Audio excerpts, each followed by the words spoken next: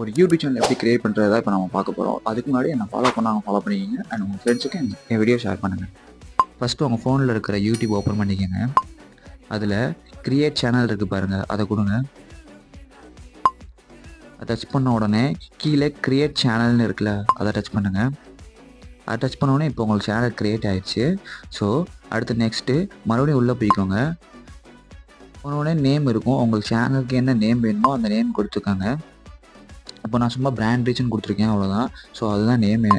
So அடுத்து next DP வைங்க. உங்கள் சேனலுக்கு என்ன தேவையோ அந்த டிபி வைங்க. அண்ட் பேனரு உங்கள் சேனல் என்ன ரிலேட்டடான அதுவோ ஸோ அந்த இதுக்கு ஏற்ற மாதிரி ஒரு பேனர் வச்சுக்கோங்க.